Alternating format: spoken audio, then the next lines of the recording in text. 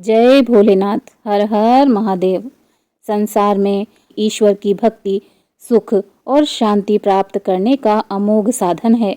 इससे उत्तम साधन और कोई भी नहीं है, क्योंकि भक्त को ईश्वर का आश्रय रहता है और भगवान को भक्त की हमेशा चिंता रहती है। भगवान को अपने भक्त अत्यंत प्रिय हैं। वे कहते हैं, मैं सर्वथा भक्तों के अधीन हूँ। मेरे सीधे साधे भोले और सरल भक्तों ने मेरे हृदय को अपने वश में कर रखा है। भक्तजन मुझे प्यार करते हैं और मैं उनसे प्यार करता हूँ। इसीलिए सच्चे भक्त थोड़े में ही बाजी मार लेते हैं। सत्यम शिवम सुंदरम के प्रतीक भगवान भोलेनाथ भक्तों के लिए भोले हैं और दुष्टों के लिए भाले के समान हैं। भोले भंडारी भगवान भोलेनाथ इतने दयालु हैं कि अपने भक्तों के कल्याण के लिए वह किसी भी वेश को धारण कर लेते हैं और वह इसमें जरा भी संकोच नहीं करते। आज की यह कथा जो हम सुनाने जा रहे हैं, भगवान भोलेनाथ के भक्त प्रेम को दर्शाने वाली एक सुंदर कथा है। आइए सुनते हैं। प्राचीन काल में दक्षिण भारत में मीनाक्षीपुरम के राजा के दरबार में सोमदत्त नाम के एक अत्यंत निपुण गायक थे। राजा उसे बहुत सम्मान देते और राजसी वैभव में रखते थे। इस बात से कुछ अन्य दरबारी गायकों को सोमदत्त से बहुत ईर्ष्या होती थी। एक बार किसी दूसरे राज्य का एक प्रसिद्ध गायक इस उद्देश्य से मीनाक्षीपुरम आया कि सोमदत्त को गायन प्रतियोगिता में हराकर स्वयं राज दरबार का गायक बन जाएगा। वह गायक राजा से मिला। राजा से उसने अपनी बात कही। राजा ने अगले दिन का समय प्रतियोगिता के लिए निश्चित किया और घोषणा की कि जो भी गायक प्रतियोगिता में जीतेगा उसे राज दरबार का गायक पद दिया जाएगा और दूसरे गायक को दंड दिया जाएगा। दूसरे राज्य से आने वाले गायक गायन कला में अत्यधिक निपुण थे। सोमदत्त भगवान शिव जी के अनन्य भक्त थे। प्रतियोगिता में हार और दंड के भय से सोमदत्त ने पूरी रात भगवान सोमेश्वर के मंदिर में जाकर जागरण किया और कातर स्वर में प्रार्थना की। मैं जानू तुम सद्गुण सागर, अवगुण मेरे सब हरियो, किंकर की विनती सुन स्वामी, सब अपराध क्षमा करियो।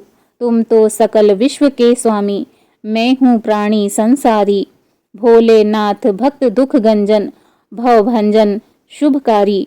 हे प्रभु, मेरी लाज और मेरा जीवन आप ही के हाथों में है। मुझ पे दया कर इस विपत्ति से अपने इस दास को बचाइए। हे गिरीश, हे महादेव, आपसे यही विनती है कि आप दीनानाथ और दीन बंधु हैं और मैं दीनों का सरदार हूँ। बंधु का कर्तव्य है कि वह अपने संबंधी को सर्वनाश से बचाए। फिर क्या आप मेरे सारे अपराधों को क्षमा कर मुझे इस घोर विपत्ति से नहीं उबारेंगे? मुझे पता है आप मुझे अवश्य उबारेंगे, अन्यथा आप अपने कर्तव्य से विमुख कैसे होंगे और आपके दीन बंधु नाम पर बट्टा लग जाएगा। दुष्टों के लिए भाले बन जाते हैं भोलेनाथ। सोमदत्त के कातर शब्दों से भोले भंडारी का मन पिघल गया। अगले दिन प्रातः ही भगवान भोलेनाथ फटे पुराने वस्त्रों में एक भिखारी का रूप धारण कर दूसरे राज्य से आने वाले गायक के शिविर में पहुंचे और जोर से आवाज लगाई, नारायण हरि नारायण हरि। आंगतुक गायक ने भिखारी के पास सारंगी देखकर पूछा, क्या तुम कुछ गाना बजाना जानते हो? भिखारी ने कहा, हाँ, मैं थोड़ा बहुत गा बजा लेता हूँ। गायक ने कहा, अच्छा, कुछ सुनाओ। भिखारी का वेश धारण किए भगवान भोलेनाथ ने ऐसा दिव्य राग छेड़ा और ऐसा अनुपम वाद्य बजाया कि वैसा उस गायक ने कभी नहीं सुना था।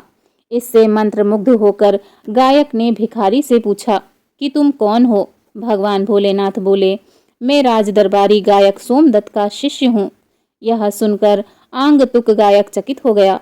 उसने अपने मन में सोचा कि जिसका शिष्य इतना निपुण है उसका गुरु कैसा होगा। सोमदत्त को परास्त करना असंभव मानकर वह गायक प्रतियोगिता से पहले ही चुपचाप अपने राज्य को लौट गया। इस प्रकार सोमदत्त की राजा के दंड और अपयश से रक्षा हो गई। भगवान भोलेनाथ इतने दयालु हैं कि अपने भक्त की रक्षा के लिए एक अभक्त के सामने भिखारी का रूप धारण कर नाचने गाने में भी उन्होंने संकोच नहीं किया। सदाशिव सर्ववरदाता दिगंबर हो तो ऐसा हो, हरे सब दुख भक्तन के, दया कर हो तो ऐसा हो।